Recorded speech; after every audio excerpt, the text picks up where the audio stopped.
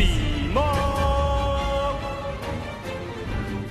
What's going on, guys? It's Cimo. So today I'm bringing to you a meta-analysis for the November 2019 format. Now, YCS London was this past weekend, and first of all, I just gotta say big shout outs to each and every one of you guys, because that event was an absolute blast. It was a privilege meeting all of you and just spending the time and just really making the event and the trip all worthwhile in the long run. It's something I've really been wanting to do for quite some time, and honestly, I wouldn't have had it any other way. There's a lot to talk about when it comes down to that event, but today we're gonna solely focus on the meta-analysis. I'm gonna apologize right now. I'm a little bit congested from the flight back home, so my energy might be a little bit lower than usual, but we're still going to be doing that meta analysis because we have YCS Peru coming up this weekend in the 3v3, and if you're looking for your next big event after that, of course we have Pro Play Tour Dallas coming up on November 23rd and 24th, $2,000 prize pool event, as always, $20 entry fee, and on Sunday, if you don't do well in the main event, we're doing a case tournament for Chaos Impact, so definitely check the link down in the description if you want to attend that event, and I'm going to be there doing live stream commentary coverage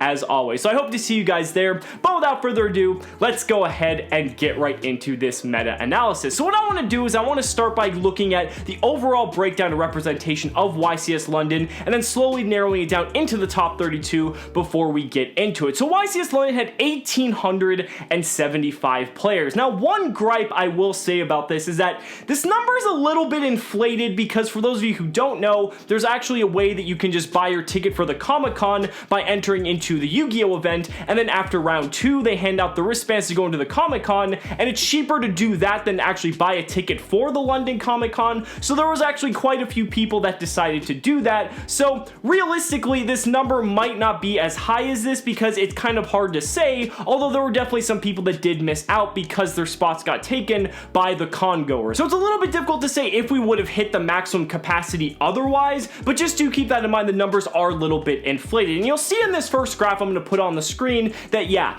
we have a lot of the other decks here. Now when you go to any big tournament, or really any tournament for that matter, the other category is always going to be significantly outclassing every other category here. You're going to see stuff like your Orcust, like your Thunder Dragon, your Salamangreat, all these other different decks, but the other category is always going to be the highest. But the thing is, as we start to narrow down and get to the later rounds, you're going to see that number decrease significantly, especially by the time we get to the top 32. And so here is what the what the rounds looked like at the end of round 8, which was the end of day 1. And so now you can see that other category has been slashed by like a third, or actually 2/3 rather. There's only like 1/3 of that number remaining, and then all the other decks have kind of been slashed in half approximately. So then we get to the top 32 breakdown and everyone's favorite, the pie chart, and here it is. So when we see this pie chart, does this really surprise us? Not really. I mean, we did have that ban list back in October, and it wasn't really like the biggest or most surprising ban list by any stretch of the imagination, but it was interesting to kind of see the meta was a bit in flux and we didn't really have a lot of results to go off of, but now here we're going to start to see the meta cement itself and kind of solidify into what we can come to expect for the next few months. Now, we did have Chaos Impact release this weekend, and it did have a bit of an effect, which we're going to talk about in this video, and we're going to see just why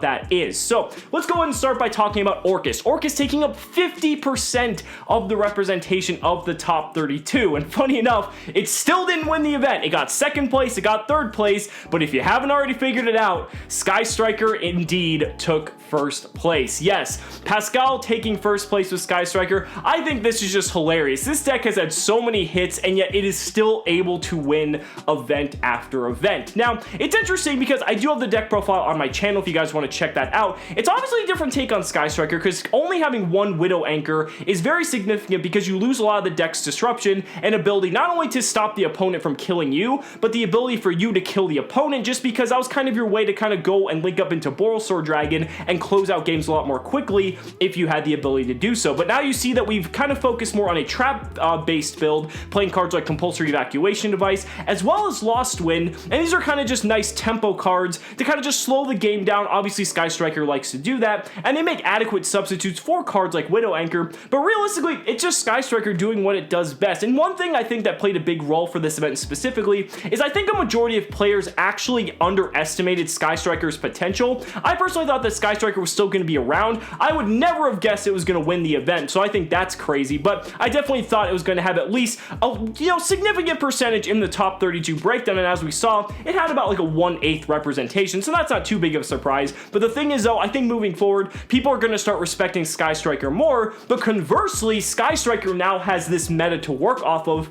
And I think Sky Striker is a deck that can adapt to the specific metagame and tailor its card selection to the changes and how the metagame is going to work. So not only is Sky Striker going to get stronger, I think players are also going to be more cognizant that the deck is going to be relevant, especially at high tiers of competitive play, and they're going to be more prepared for it than they may have been for this particular event. But let's get back to Orcust, because Orcust did take second and third place, second place being Joshua Schmidt, and this is a going first build. This is something we saw similar to what we saw from YCS Fort Worth with a lot of players trying to play around a card like Nibiru, which is a very powerful card and still very prevalent in the metagame. And it's a pretty simple deck. I mean, it just plays a nice slew of normal summons, and it's just Orcust. I mean, it's pure Orcust in one of its purest forms, and it's just a very solid deck. You kind of play it very similar to something like Salamangreat, where you just play a ton of hand traps in it, let your one card starters do all the work, and because the Orcust cards are so recursive and so powerful, especially when you have a card like Dingirsu, the deck is very, very strong. But then you go to third place with Din Kang Fem, and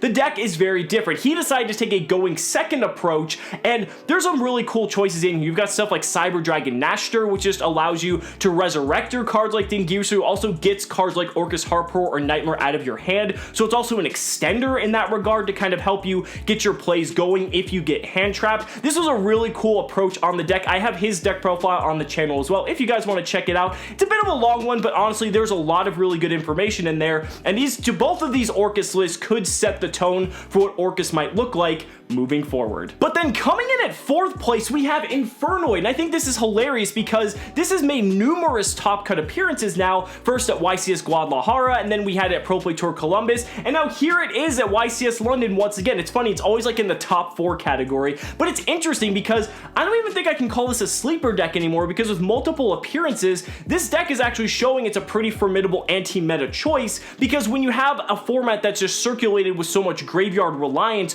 with Orcust, with Salamangreat, even with the other decks as well, when you have an entire deck full of DD Crows, I mean, that might be a really good option. So this is something that I think a lot more people should start keeping in mind, that this could be a deck that might be lurking at the top tables, because it's always been able to do very well these past few weeks, and moving forward, a lot more people might be jumping on this train. But getting back to a couple meta decks, first up, Salamangreat. I mean, Salamangreat is not going anywhere. It had the second highest representation in Top Cut, and I think it had like the third highest representation when you look at the overall field. And the thing is, Salamangreat is still a very solid deck. I mean, it doesn't excel in any one area, but if you can get past turn 1 and avoid those Nibirus, which I think is where this deck suffers the most, because Nibiru is just that powerful of a card, Salamangreat is going to be just as recursive as a deck like Orcust. And yeah, it doesn't have a card like Dingirsu backing it, but it's just a pretty solid deck. It's not like the most consistent, but it's consistent enough that you're going to be able to see most of what you want to see throughout all your different rounds. You can feel pretty confident about that. The deck's still pretty solid. I'll have that list for you guys here to see for yourself. And then we still had Thunder. Thunder was doing what it does best. This was actually a very interesting take on Thunder. Herman Hansen's list was actually kind of like a Dragon Link with like Thunder Dragons mixed into it as well, being able to put up some really, really cool boards. I have his deck profile on the channel for you guys to check out if you want to see more than just the list that's here,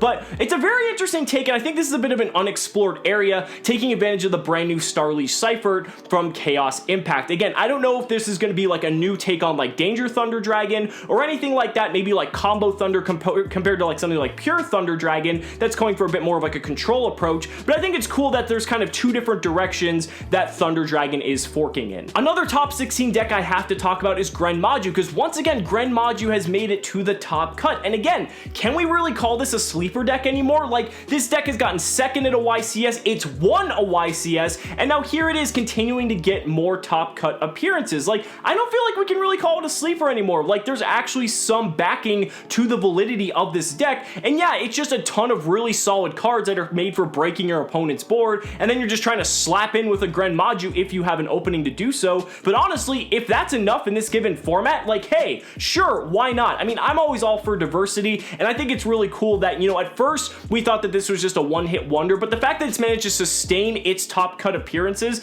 you know, I think it's actually a deck you do have to be on the lookout for. But when you look outside the top cut, there were so many other decks that had the chance to make it into this top 32 that were on the bubble, and that just means that they didn't make it to the top 32 because of their tiebreakers. They may have had a record to make it into the top cut, which was having only 2 losses, but it just didn't happen to go their way due to the sheer number of participants in the tournament. That's a whole discussion for another video, but let's start off with like Subterra Guru Control. I mean, this deck was being played by some of the top players, and here's one that did manage to make it on the bubble. So again, there is some validity here. There was also Joshua Auster's Magical Musketeer deck, and this is another deck that's starting to see a rise in play that may be at like a very roguish level, but again, it's a sleeper deck, and here it is almost making the top 32 of YCS London. There was a Shaddoll Dinosaur deck, there was a Mermail Atlantean deck, there was a Hero deck, like there were so many different decks that were on the bubble and just either one win away or had the record to get top 32, but just lost out because of tiebreakers, that it was really tragic to see. But ultimately, I think it's really cool that we're in such a diverse format from the perspective of there's so many different decks that actually have a viable chance of doing this well, and I think that shows that the game is in a relatively good place, even if the top 5 decks are becoming a little bit stale. And the last deck I wanted to discuss before wrapping up this meta-analysis was a Marincess deck that did manage to make day 2. Now, going into it, I was expecting maybe there might be one that sneaks its way into top cut, but it looks like day 2 was as far as it went. But for any of you Marincess players out there, here is the list for you to look at for yourselves. The deck's not bad, but I think there's just like so many other more powerful strategies out there that it's going to take a pretty significant ban list to kind of put all these other decks in check before Marincess is going to be a very viable option. But the fact that May Day 2 is not bad, I just wouldn't have your hopes up for this deck at the moment.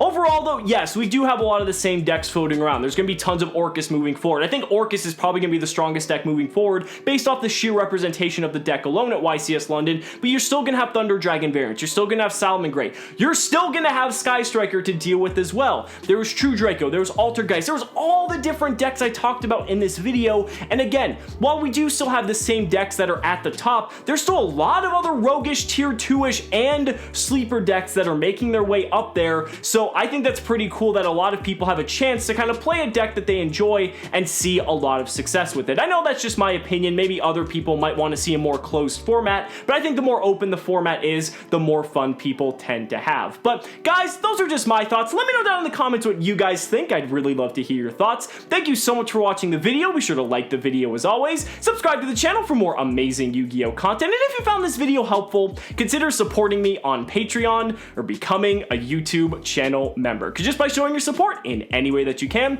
you're investing in my ability to continue bringing you amazing Yu-Gi-Oh content. So thanks so much again, and we'll see you next time.